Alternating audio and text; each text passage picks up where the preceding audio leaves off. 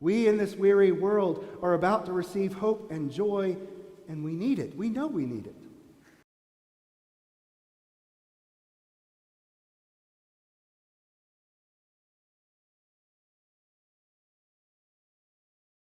On this third Sunday of Advent, we as the people of God turn to the book of Isaiah to hear this lectionary passage that serves as the psalm for this week that comes from Isaiah chapter 12, verses 2 through 6.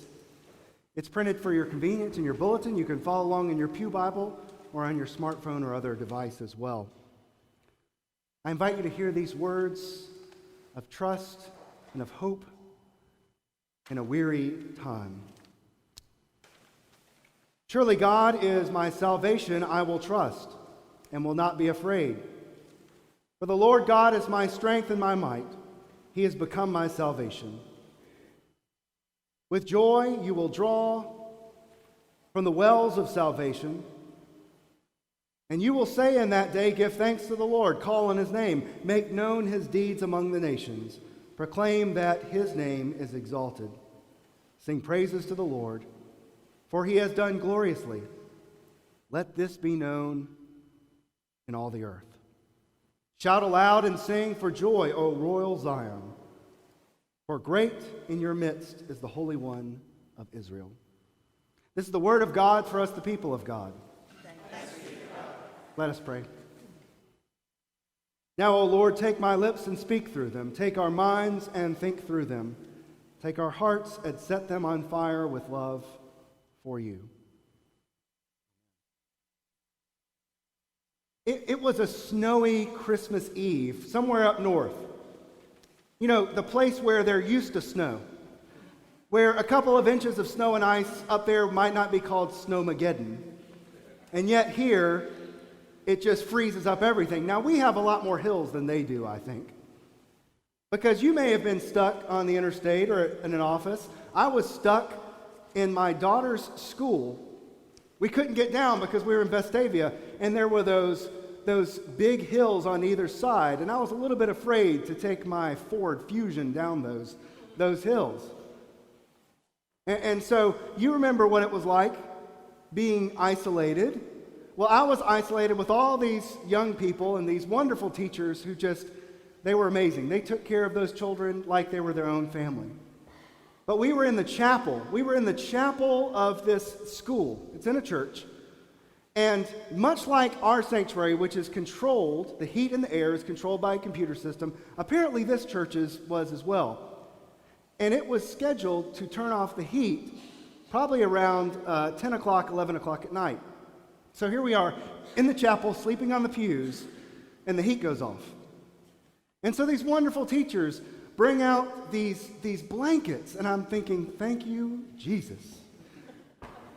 We won't freeze to death tonight. But they gave me one of those blankets that goes with a children's cot. It was this big. Thankfully, at the later part of that night, someone else comes over and they have extra blankets, and they gave me one. So I was able to sort of cover most of me until about 1 o'clock in the morning when my daughter says, I'm freezing. I need another blanket. And then there's that moment. And you wonder, what kind of dad will you be? And so I gave Lena my blanket. And so all throughout the night, I was sort of moving the blanket up and down, up and down. I would have to heat my torso and then heat my legs. Up here at this church on Christmas Eve, up in the north, years and years ago, they were used to snow. And it was coming down. It was already starting to get deep for us. And yet it was Christmas Eve, and they went to church.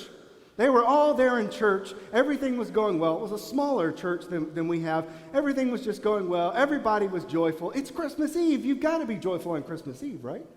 They were all joyful, and they started singing, Hark the Herald Angels Sing, and the service was just going well. But apparently the snow was starting to really pile up, and it knocked down a couple of power lines. The power in the church went off. All of a sudden, there were a few screams and a few laughs, but the people, the choir actually in this church, thought very fast, and they were getting the candles that were for Christmas Eve and started handing them out. They started passing the light. And the ministers frantically going around trying to use the light from the altar to light the candles. And finally, the sanctuary was all aglow with the candles, and no one told anyone to do this. But they started to break out in song, Silent Night, Holy Night. Finally, after all the candles were lit, and you could see, it was just amazing how they lit up the sanctuary. It was a precious moment. And the minister came up to the pulpit and started fumbling with his papers and said, "Now, where was I?"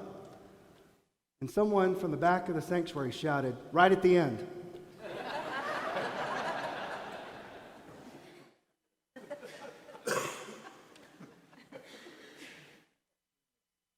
Now, most of us don't want the Christmas season to end that quickly, do we? For some people, it's their favorite time of the year. This is a time of joy and hope and giving gifts.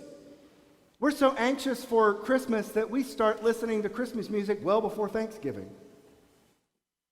And you know, for some of us, maybe like this gentleman at the back of the church, Christmas is so tied to Christmas music. Maybe he felt like after they had sang Hark the Herald and Silent Night, he was done. It's tied together, isn't it? Christmas music, shoppers know this, and the stores know this. If you pump it loud enough in a store, it kind of gets you in the spirit, and you're more likely to spend money. Christmas carols bring smiles to our faces. Christmas music is on the radio, Silent Night, Santa Baby. Grandma got run over by a reindeer? That's a disturbing song. And it's supposed to be a comedy. Just the sound of a Christmas song has a way of brightening our hearts and bringing us to memories of old. How many of you, when you hear a certain song, can almost go right back to a memory of Christmas years ago? Just by one song. I know that the parents in my neighborhood put up with my friends and I when we were all in the same age and the same year at school, and several of us were in the band, and they put up with us trying to play Christmas music on trumpets and saxophones, and we were terrible. And yet it brought smiles to our faces. Much like the power of music, specifically Christmas music during this season that we're building up to with Christmas, has a way of bringing hope and joy to each and every one of us. Maybe Buddy the Elf was right. The best way to spread Christmas cheer? Oh, come on. Stanley? Singing loudly for all to hear. Now, you people have seen that. The authors of the best Christmas carols must have had a feeling that these songs were going to make a difference in our lives. Sometimes they were just poems written down, and someone put them to music, and they caught on like wildfire and spread across Europe and even to the United States. We all longed to sing these songs and hear of the promises of God being realized in Jesus Christ. We long for that hope and that peace and that love to brighten our days. One of my favorites is "O Holy Night." And I love in the very first verse how it says, "A thrill of hope, a weary world rejoices." Weary world rejoices. Do you know that song, "O Holy Night," was the very first song played over the radio airwaves in the United States? It was. It was played on a violin on Christmas Eve. And right after it was done, the person playing the violin, this is in 1906, Reginald Fessenden, after he played "O Holy Night," read the Christmas story from Luke chapter 2. That was the very first song played on the radio. The song itself, "O Holy Night," focuses on the night of Jesus' birth, saying that he is the remedy to all that is wrong in the world. That's why I like that verse. A weary world rejoices, because here is the remedy, born for us, the gift from God himself. Now, if you've had more than one Christmas, you can look back and you can probably remember Christmases where the world didn't seem so weary and things were joyful and hopeful. And yet, if you look back, there are also some of those years, and maybe like this one, where it does feel like the world is a bit weary. It's almost as if we are spiritually parched. And when we're searching for God and for God to do something to fix the issues in the world around us, we're thirsting for hope. And so here it is, a thrill of hope. The weary world rejoices is what we're looking for this Christmas season. And as we look back at the words of Isaiah, we see this hope. We know what it's like for people, the people of God at least, to thirst for hope. Here they were in trouble. Here they were in hopelessness. And Isaiah sings loudly in this song, sharing the words of hope and of promises and of a good future for the people. And at the end of verse 5 and 6, he says, "Sing praises to the Lord, for he has done gloriously. Let this be known in all the earth. Shout aloud and sing for joy, O royal Zion, for great in your midst is the Holy One of Israel." Isaiah is instructing the people of God to take what God is doing, to take the promises of God and the hope that we have, and to praise him for it and to sing loudly. Especially as we approach this Christmas season, we can learn from this. We're about to receive God's gift of himself. And this theme for Advent has been that we are preparing our hearts. And now we're at the place in which we are preparing our minds and our lips. We in this weary world are about to receive hope and joy, and we need it. We know we need it.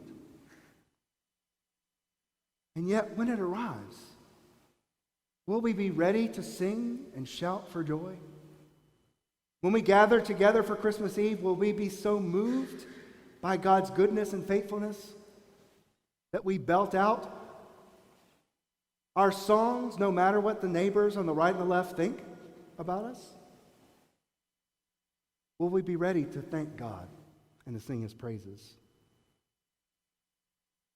We don't sing as people searching for hope. We sing as people who know that God is all of our hope. We sing because God has already been faithful. Our Christmas and Advent is always a reminder of what God has already done. God has offered us a well of salvation in the coming of Jesus Christ, and he invites all of us to come and draw water together from his well. We sing because God has already offered us this well and continually quenches our thirst from it out of love and grace. Our Christmas carols are a response to the good news of what God has done. And throughout the Christmas season, we will have the opportunity to join the angels and the people gathered there and to celebrate and give thanks to God. And I think that's our part as the people of God. Because when we go through cycles and seasons where the world becomes weary, God has empowered us to take this news and to share it and to sing it. To go into the places where there is hurt, where there is pain, where there is isolation, where there is divisiveness, where there are people who are broken, and to be able to sing the songs of the Christmas carols and tell of what God has done, and to bring hope and joy into the world. That is our calling as the church, to go out in the weary world and to share this hope and love and truth and invite other people to put their hope and faith and trust in it as well.